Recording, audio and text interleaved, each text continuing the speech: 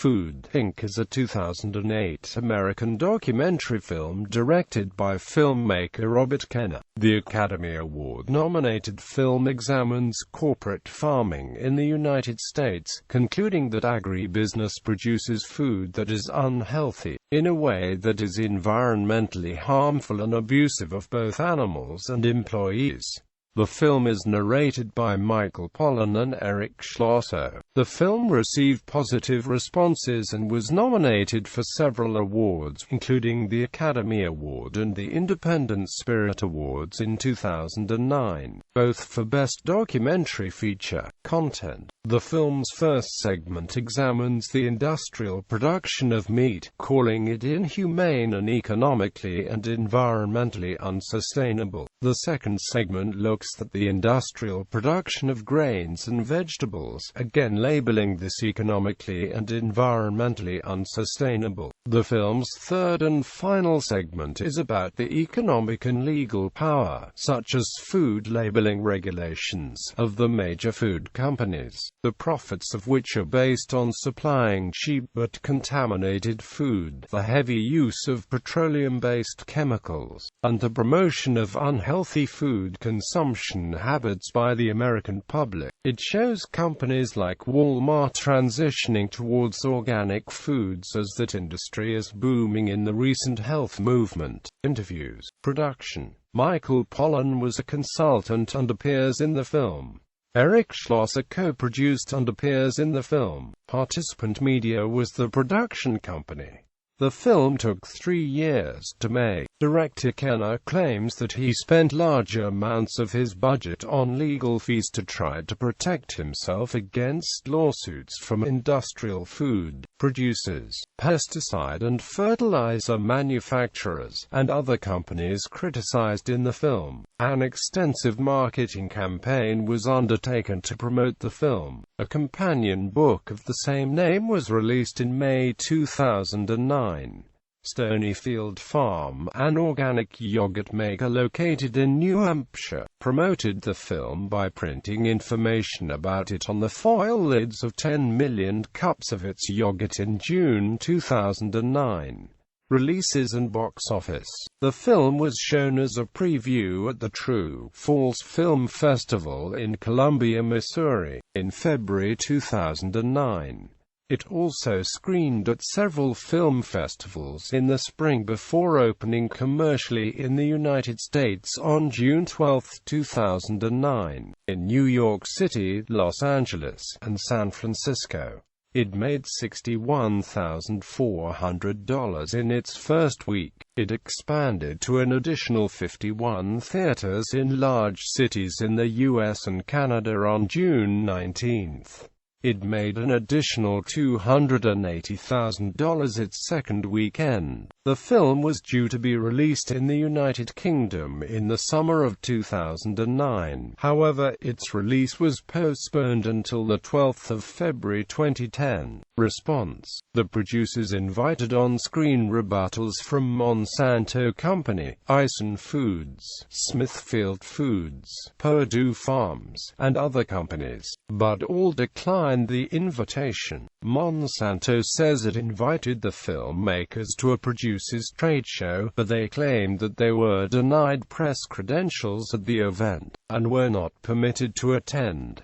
An alliance of food production companies created a website, safefooding.org, in response to the claims made in the film. Monsanto also established its own website to specifically respond to the film's claims about that company's products and actions. Cargill told the Minneapolis Star-Tribune that the company welcomed differing viewpoints on how global agriculture can affordably nourish the world, while minimizing environmental impact, ensuring food safety, guaranteeing food accessibility, and providing meaningful work in agricultural communities. But the company criticized the film's one-size-fits-all answers to a task as complex as nourishing 6 billion people who are so disparately situated across the world. Fast food chain Chipotle responded to the documentary in July 2009 by offering free screenings of it at various locations nationwide and stating that it does things differently, which it hopes customers will appreciate after seeing Food, Inc. The film's director, Robert Kenner, has denied attacking the current system of producing food, noting in one interview, "All we want is transparency and a good conversation about these things."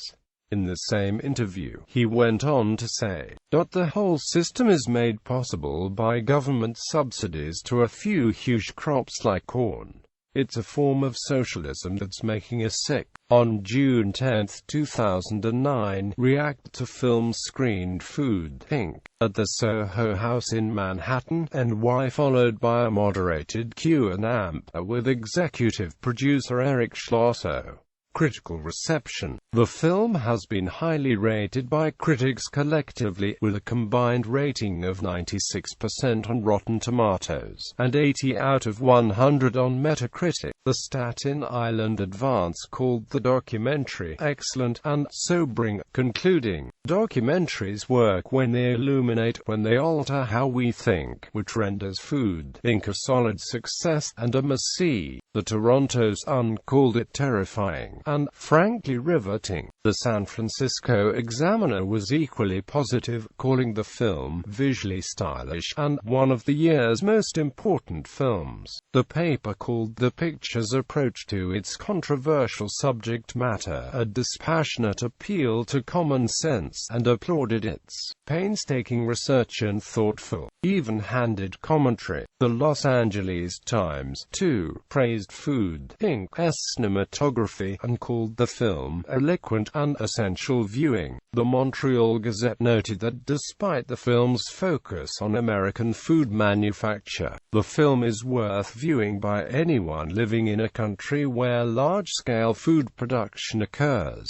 The paper's reviewer declared Food, Inc. must-see, but also cautioned that some of the scenes are not for the faint of heart.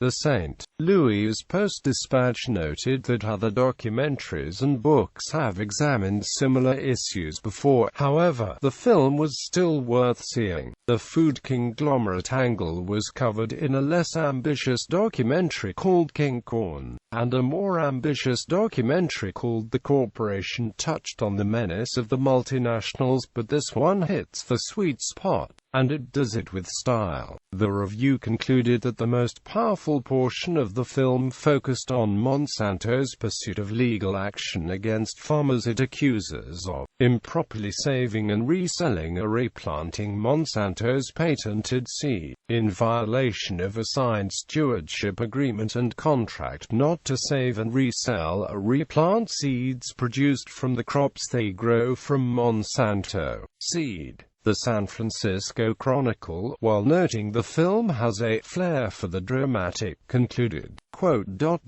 "It throws out one zinger after another, making its case with the methodical and unremitting force of muckrakers trying to radicalize, or at least rouse, a dozing populace." The environmental blog sympathized with the film's message and urged viewers to vote to change this system. Other reviews have not been as positive. A commentator at Forbes magazine found the film compelling but incomplete. The picture, the reviewer found, fails to address how we might feed the country, or world, on the sustainable agriculture model advocated by the filmmakers, and that it failed to address critical issues of cost and access. A reviewer for The Washington Times said the movie was hamstrung because few corporate executives wished to be interviewed by those documentarians. Although the reviewer agreed that the film was aiming for balance. Awards. The film tied for fourth place as Best Documentary at the 35th Seattle International Film Festival. The film was nominated for Best Documentary in the 82nd Academy Awards, but lost to the co